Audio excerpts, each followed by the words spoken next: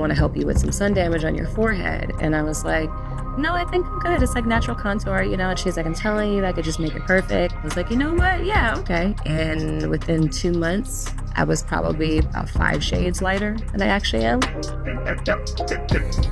As it was happening, like every week, I'd be like, is something wrong? And she's like, no, it's gotta lift with sun damage first, and then all your color will come back. I was like, okay. And then I'm like, well, when does the color come back? People are paying to rub toxic heavy metals on their largest organ and calling it skincare. And half the time, they don't even realize that they're bleaching. Skin bleaching will never disappear because it has a new face. It evolved. Today, it rarely looks like pungent smelling creams in jars that burn the minute they touch your skin. Now it looks like chemical peels. It is branded as brightening. It is packaged as tone correction. Sometimes it is even presented like a routine step in modern skincare. And that is the genius of its evolution. An act that used to be obvious is now done quietly, to the point where a lot of people practicing this modern version will swear that they're not bleaching at all. Like we always do, we need to rewind to the beginning. But before we do, we have to face one uncomfortable question. A question few ever ask. If bleaching never left and it keeps changing forms, who is really sustaining this system? Who are the true beneficiaries?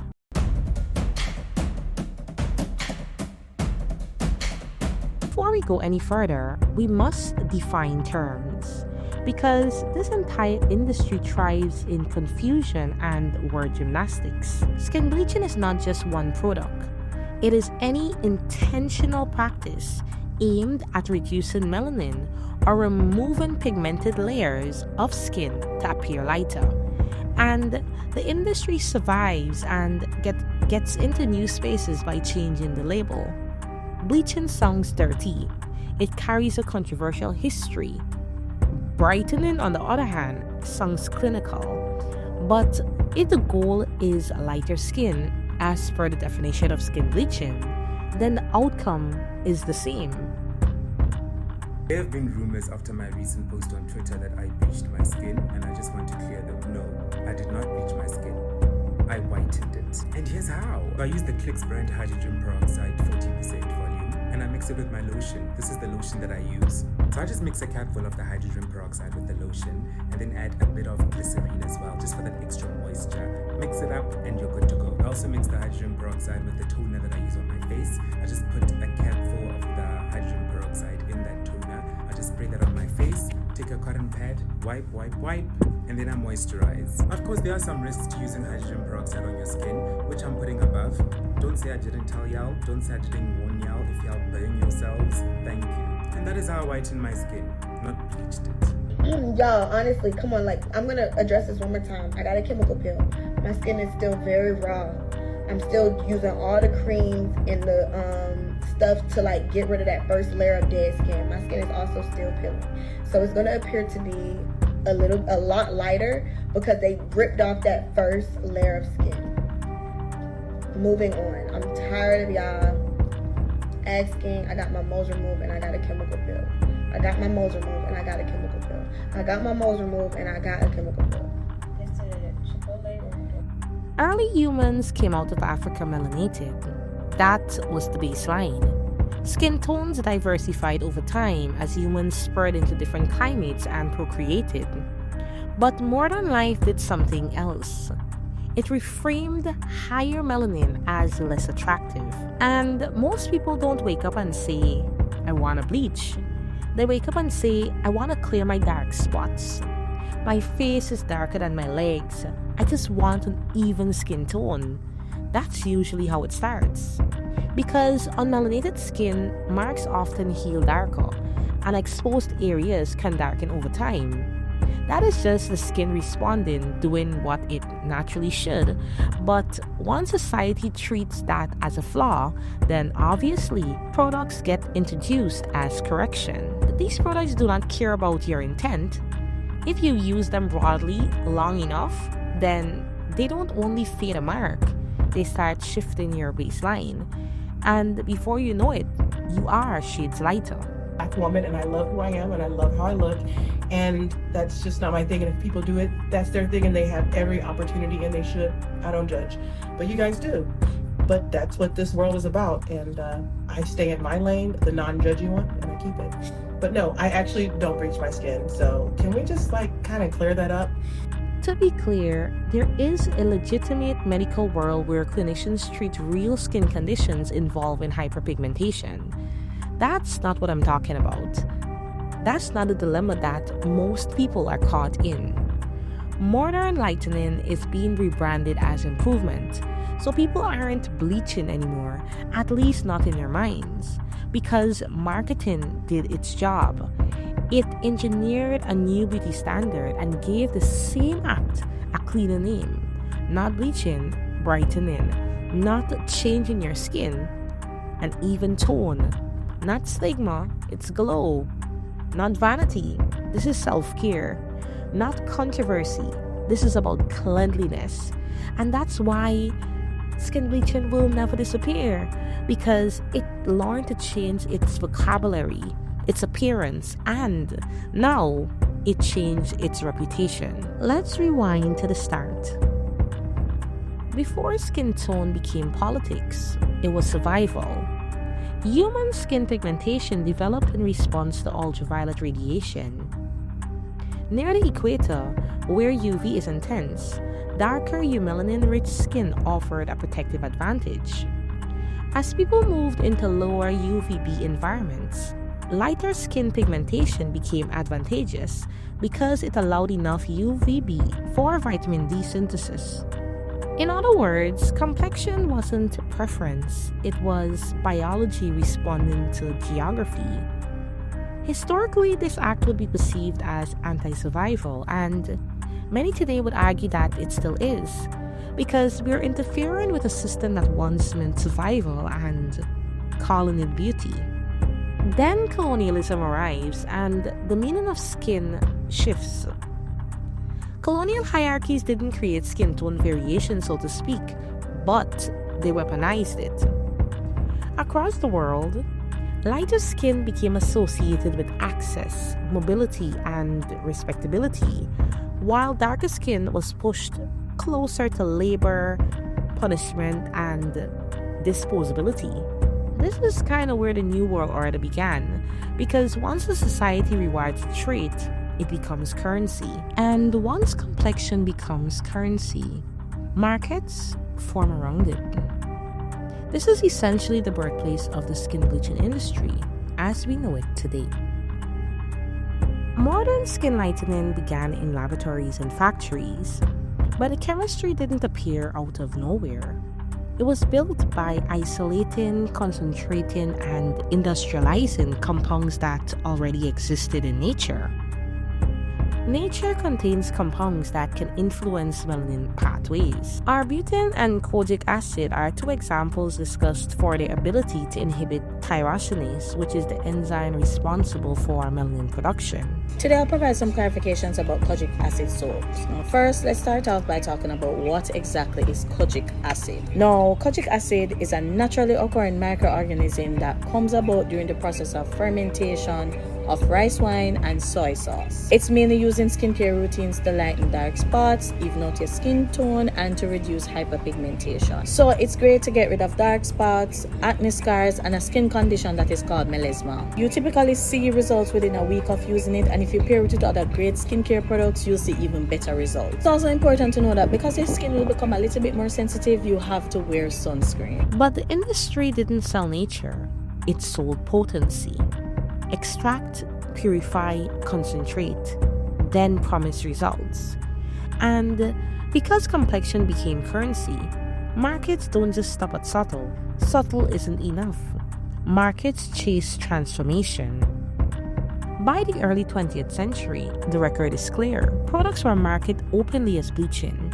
We can see it preserved in museums. The National Museum of African American History and Culture holds an advertisement for Sweet Georgia Brown promoting skin bleaching cream. That's it.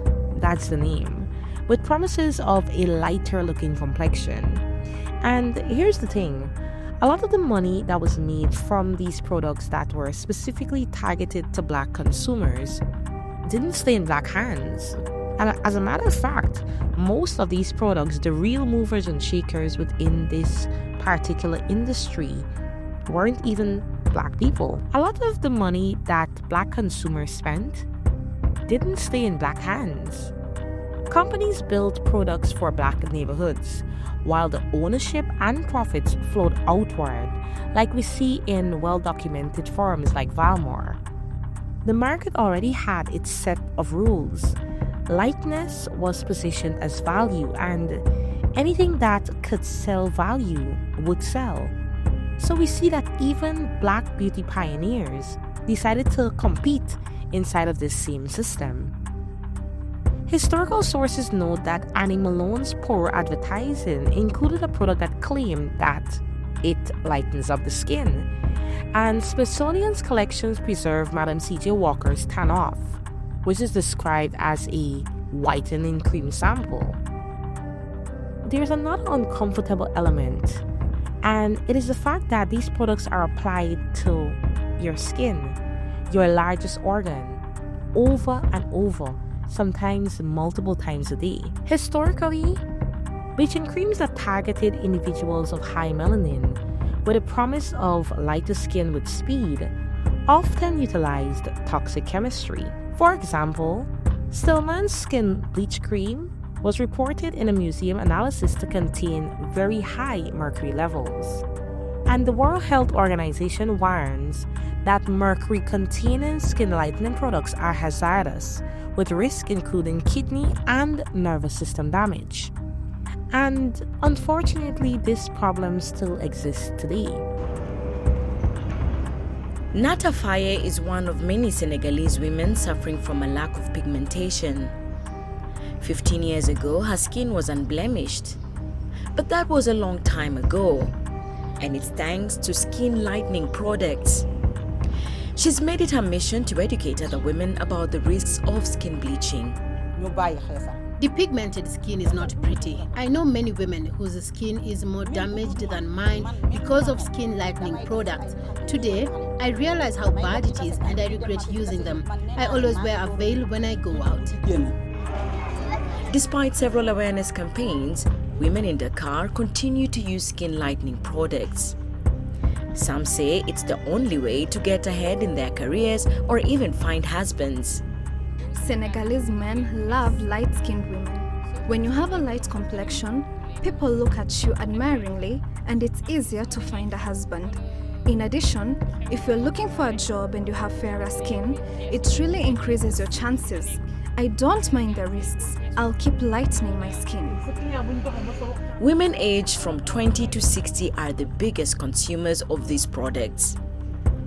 Although they are banned in Senegal, many are available at local markets ranging in price from $2 to $5. The prolonged use of skin lightening products exposes women to the risk of skin cancer.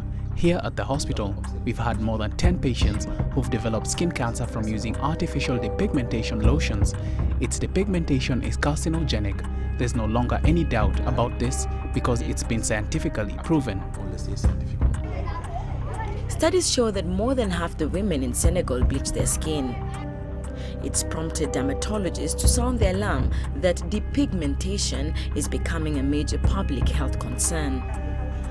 Susan Mogeli, CGTN. Although all of this is mentioned, the industry created a system that ensures its perpetual rebrand and sales. So, who benefits from Black people bleaching their skin? There are two layers to this question. Layer one is what people think the benefits are. In a society where color is ranked, lighter skin can come with perceived perks. It's more acceptable, it is seen as more desirable. Sometimes, individuals even receive better treatment in the workplace and in social spaces. Yeah, the light skinned you are, the better you are, more hair. This is my normal skin tone. I had to evolve to this, and I want more. Because the more light I am, the more beautiful I am. Habiba is a self-described slay queen, infamous for dating senior politicians. Tabiba says she now recruits consenting young women for rich men and uses social media to promote herself. Ali, thank you so much for tuning in, Bona. On her own podcast. If I both take them and present them to men, they will give her small money, they will give her more money. So she dreams to be like her. Her dream is to be more like her. So you would like to be like her? Yes, like life is at the top. Yeah, the light skinned you are, the better you are, more hair, and she can express herself better in English, and she's exposed to the city life. She's original from the village, but she managed to adopt to city life, and this one is like hardcore village township girl. The reality is that the lighter you are, the more beautiful you are, the more value you get, unfortunately. Skin bleaching is extremely dangerous. So you had bleached your skin because you believed it would give you greater value and a greater chance of making money. And it did. But don't you think that's incredibly sad and harmful, and a harmful example? What can we do? Because even social media will display women who are more light-skinned as if they're more beautiful. Women who can present themselves well, they're more beautiful. If I'm not wearing this high heel and this nice dress, I will look ghetto, and I will get less money. I will attract a different audience. In that paradigm, the messages are constant. Lighter is cleaner, lighter is more attractive, lighter is even more employable, lighter is more valuable. So yes, on the surface, the person bleaching can look like the immediate beneficiary, but that benefit is unstable because the dream comes with costs that people don't put in the caption. You're applying aggressive chemistry onto your skin repeatedly.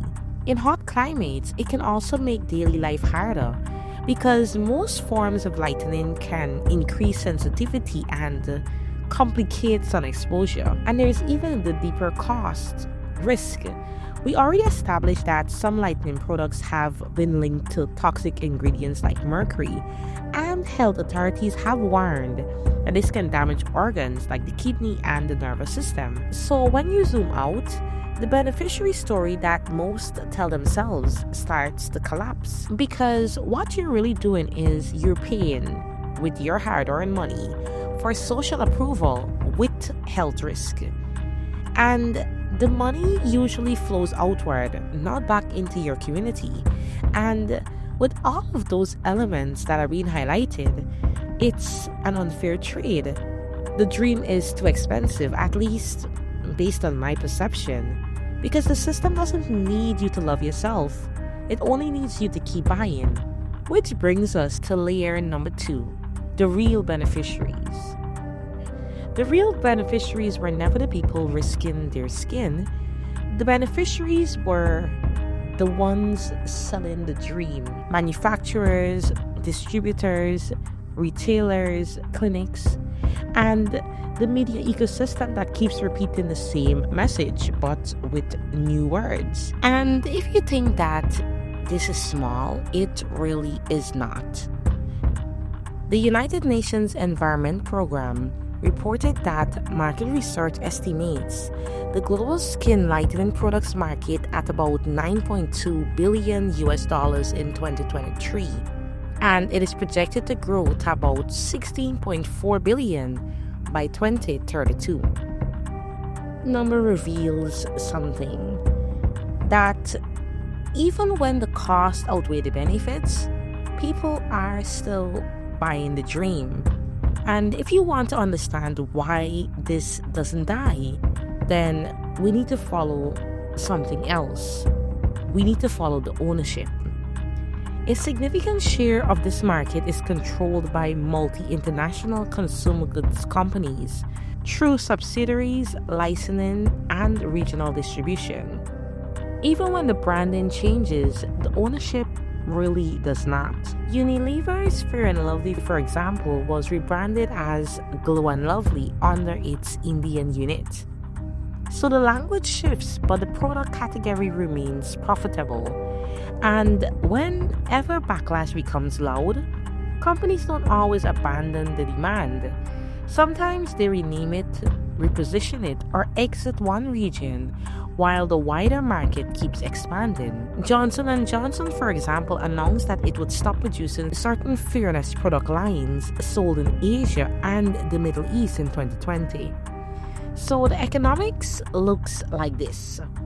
The consumer pays, the money moves through the distributors, retailers, clinics, and now online marketplaces. And upstream, ownership concentrates into corporations that are not rooted in the companies carrying the risk.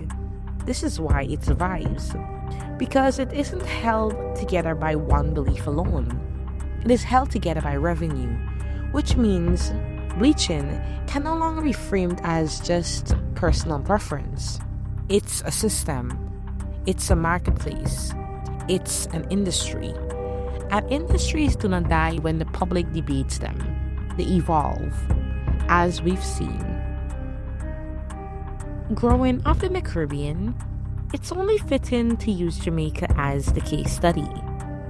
It is one of the clearest examples of how bleaching evolves and eventually becomes culture. Right?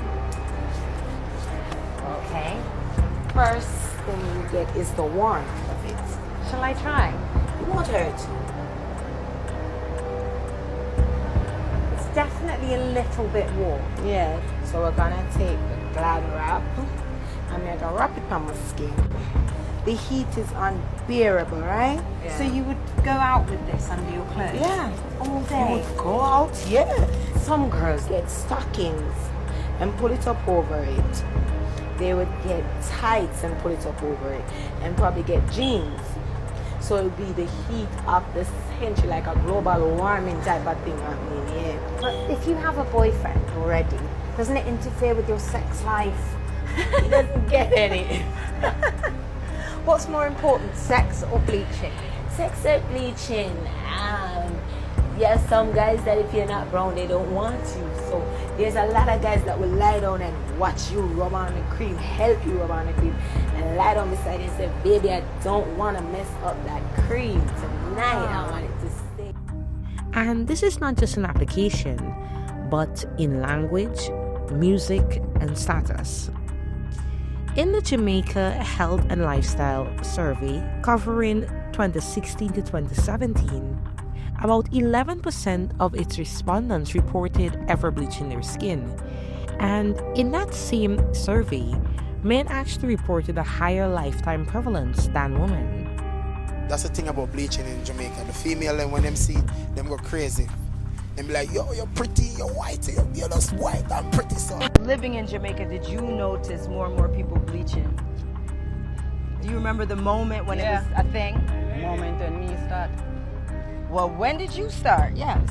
At the age of 40. So that means you've been bleaching almost 10 years? I'm not bleaching now still. You don't do it anymore? I'm a natural brown man if you look into my head skull. Yes, your scalp looks very much matching. I was born as a white person, you know? So you were born as a white person? I just grew up wild. Like, you know, Jamaican grew up rough. Do a lot of playing and all that, and the sunburn and dirt and everything just changed my whole color. So you're saying you were born very white? Brown. Yeah, very, let me say. White? White. Everyone thinks like my mom was pregnant for a white guy. Oh, wow. Why? Me too brown. Which part of me give evidence that me was ever dark? Where? Which part? Which part you see any dark patch on me to make you think I was ever a dark-skinned woman? That's me. Which part of me you think ever did dark before? Where on me? Jamaica also developed a very specific vocabulary for it.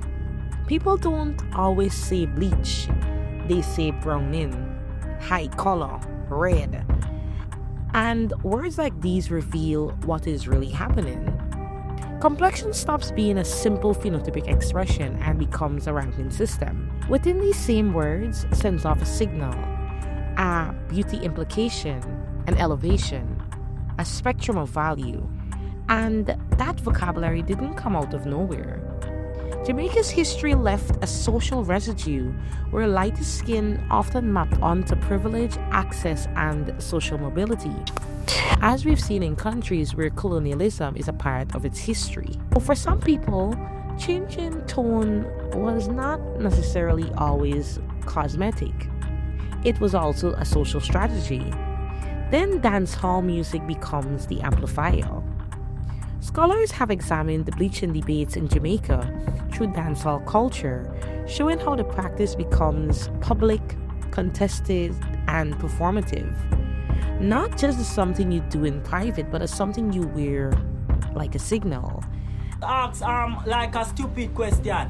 Why you would ask such a question like that? Eh? Everybody know me a bleach over the years and can't reach. Everybody bleach and get brown, me bleach and get red. At least me not dead. And in black communities, music is never just entertainment. It's identity, it is instruction. It is an influential voice that subliminally commands the subconscious mind. And in that, it turns a private behavior into a shared language. Because when an idea gets embedded into the soundtrack of everyday life, it spreads differently. It is repeated, it is memorized, and it becomes normal before it even becomes questioned. And the thing is, the signal doesn't just stay among adults. It reaches teenagers and even school-aged children too, watching what gets celebrated and copying what looks like status. This is where mentioning the Vybz Kartel effect becomes unavoidable. No one has died from skin bleaching, so I refuse to be put to stand for something that I use for entertainment, because I am an entertainer. If you check the history of skin bleaching from, as my grandmother would say, war time, till this present day, 2011, no one has ever died, reported any case of skin cancer or anything related to bleaching, as is the case with cigarette smoking, car accident, prostate cancer, skin cancer, which most skin cancer and all skin cancer has nothing to do with bleaching. So if you were to weigh the facts of the danger of skin bleaching as opposed to cigarette smoking, then Vybz Kartel shouldn't be on the stand. It should be Carreras, group of companies. Kartel did not invent bleaching in Jamaica, but he definitely marked the new wave of it. Because he didn't just participate, he placed it on the main stage. He became a walking headline, a public argument, a symbol people could not ignore. He made it desirable, and honestly, made it seem like if you were not bleaching, then you'd be left behind, that something is wrong with you. So sick and tired of them attacking you with this bleaching thing. Nah man, cause you know, the girl them love it, you know, cause them say my skin look cool, you know. You see me? Yeah, them say my coloring book turn up. So, you know what I mean, I'm just doing me, you know what I mean, and when I do me, I sing about me. For example, I say cool and wash my face with the cake soap. See? Yeah, because my face cool and wash my face with the cake soap. I say, the girl them love off my bleach out face, and it work, you know what I mean, so I do me, while some other niggas trying to do me, but I don't do men. While some say he influenced and led a new wave, others say he simply reflected what already existed. But the answer is a little bit of both. The conditions existed already, color ranking existed already, and the DNA of the practice already existed, along with the demand. A major cultural figure performs it at scale through music. The market accelerates. Products move faster, language spreads faster, and social pressure becomes stronger. Later in a major interview with The Guardian, Kartel expressed regret about skin bleaching and acknowledged the role he played in reinforcing a colonial mindset. But his regret changes nothing. The system is still alive and growing, because the system is not sustained by one artist, even after he admits the error of his ways. It is sustained by what society rewards, and the most dangerous part is this: people still believe that they are the true beneficiaries of the practice. Today, bleaching has two lanes. If you grew up around it, then you know the obvious lane. Tube creams, the bleaching jars, the hair soaps, the mixtures with no ingredient list. The products sold with one promise: change your skin tone and change it fast. Clear intent with clear results. Lane 2 is the lane that hides in plain sight. The new age of bleaching. It speaks the language of skincare. The serums say brightening, the kits say glow, the clinics say even tone and tone correction. 2 lanes, 2 aesthetics, but the same biological target. Because when you say bleach or glow, the mechanism usually lives in the same neighborhood.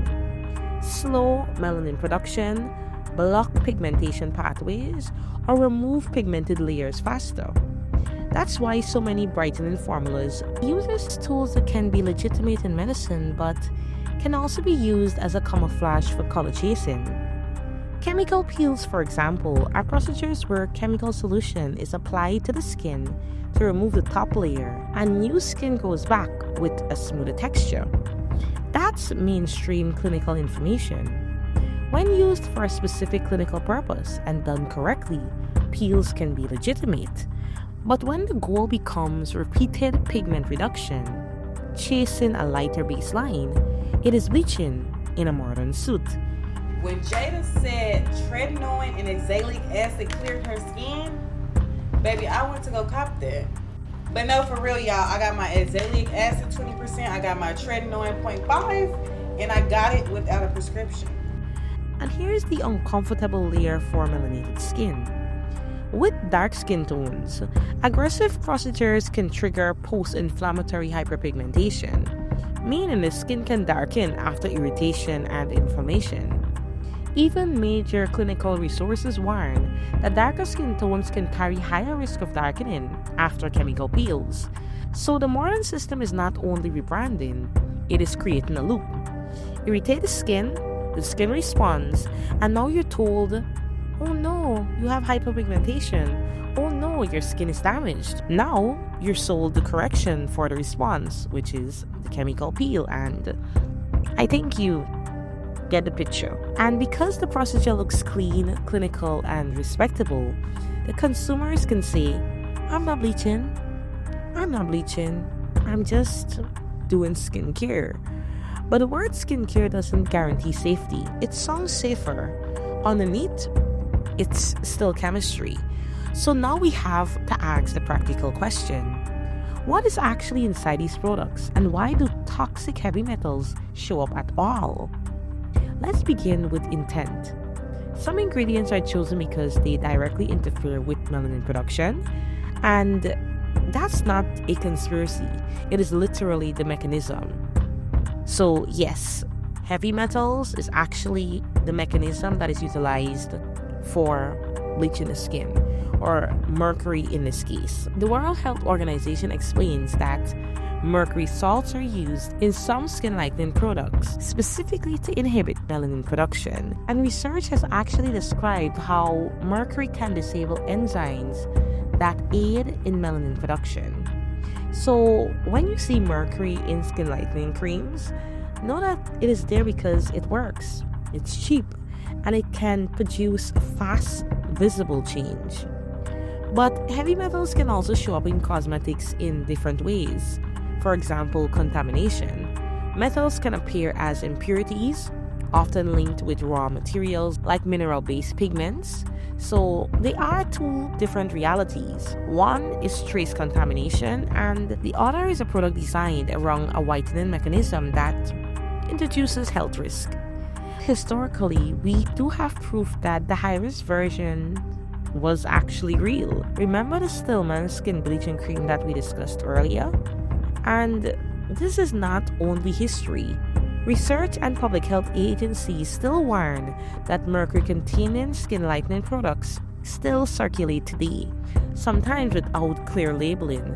So when someone says it's just glow, think glow does not require heavy metal exposure. Glow does not come with kidney risk. Glow does not come with neurological risk. That is not glow. That's an unreal perception of reality. But the rebrand works, and I'm sure that those who would have bought the dream would justify it differently.